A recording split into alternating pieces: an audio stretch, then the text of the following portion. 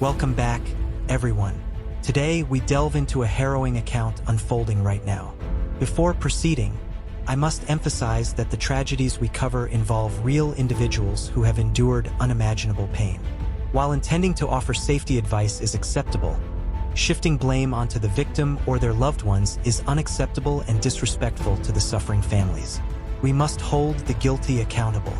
We prioritize telling these stories with the solemn respect they warrant.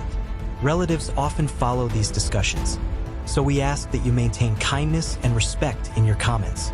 Our thanks go out for your presence in this community.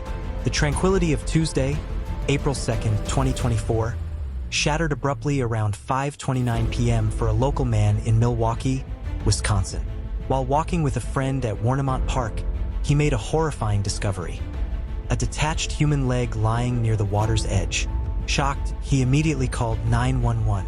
Deputies soon located the right leg, identified as belonging to a female of color. It showed no signs of decay, suggesting recent severance. Painted toes and light pink polish added a heart-wrenching human detail to the brutality. Authorities faced pressing questions. Who was this victim? What terrible fate had befallen her? Was the community at risk? Milwaukee, a city celebrated for its culture and diversity, had recently reported decreasing crime rates, but this savage crime rattled residents. The leg was taken to the medical examiner's office, where experts estimated the victim's height at about 5 feet. The mystery gained urgency later that evening when a woman reported her friend, 19-year-old Sade Robinson, missing.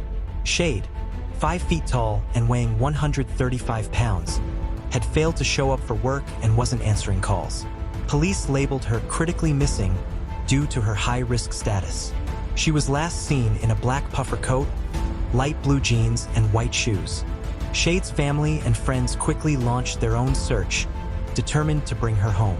Known as responsible, ambitious, and playful, Sade was a criminal justice student at Milwaukee Area Technical College, weeks away from her associate's degree. She worked 2 jobs, paid for her own trips to Jamaica and Atlanta, and dreamed of joining the U.S. Air Force like her veteran relatives. Her mother noted that Shade's last text asking for $15 was very unusual for her, given her independence with money. As police investigated, the fire department discovered a burned 2020 Honda Civic registered to Sade. 3 days later, the tragedy deepened when new human remains surfaced near the Walnut Hill neighborhood, close to where her car had been torched.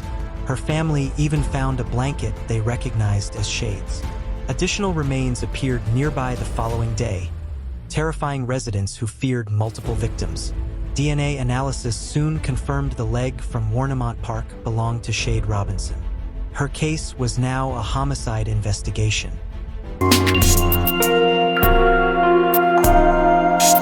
On April 4th, 2024, police arrested Maxwell Stephen Anderson after a traffic stop near his home. He was charged with first-degree intentional homicide, mutilating a corpse, and arson of property. Investigators revealed that Anderson had been on a first date with Sade, making him the last known person to see her alive. In his first court appearance, Anderson's defense tried to dismiss the homicide charge, arguing the evidence was weak and based only on cell tower suspicion. The judge rejected this. His lawyer also sought his release, citing strong community ties and steady employment as a bartender and security guard. The court instead imposed a $5 million bond. Anderson, 33, was from wealthy Waukesha County, though his father denied financially supporting him. After high school in 2009, he briefly joined the Navy but was discharged after 8 months. Reports described him as disorganized, paranoid, and prone to violence. He carried firearms, set traps in his home, and had once threatened a roommate with a gun. Since 2014, he'd racked up numerous charges, including domestic abuse, intimidation, and battery, yet served only 15 days in custody despite multiple guilty pleas. Activists condemned this leniency. The 10-page criminal complaint painted a chilling picture. Sade and Anderson met through a dating app and went to a seafood restaurant, followed by a sports bar. Surveillance footage confirmed this timeline. Sade shared her location via Life 360, and her phone data tracked her to Anderson's home from 9 p.m. until 1:15 a.m. Police believed he lured her there, where she was murdered and dismembered. Her car was later spotted leaving his house, driven to disposal sites, then set ablaze. A witness identified a man resembling Anderson setting the fire before escaping by bus. In the burned car, police recovered Shade's coat, jeans, shoes, and phone.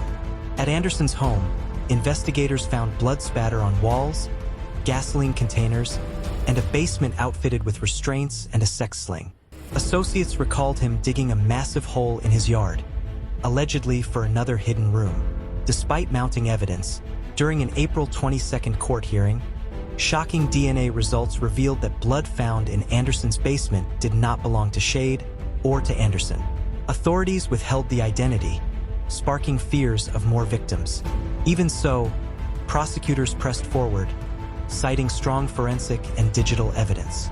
Anderson pleaded not guilty, waived his preliminary hearing, and requested a new judge.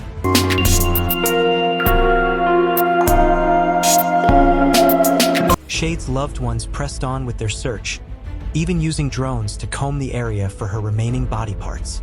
On May 10th, what would have been Shade's 20th birthday, her family filed a wrongful death lawsuit against Anderson. The next day, a memorial honored her life, but tragedy struck again. A human arm washed ashore, later confirmed by DNA as Shade's.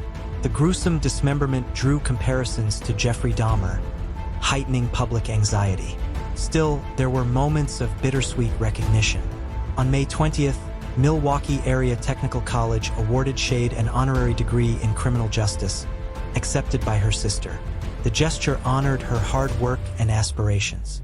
Meanwhile, Anderson's July 12th hearing was set after his defense successfully delayed the May court date. He remains jailed on a $5 million bond, facing a mandatory life sentence if convicted.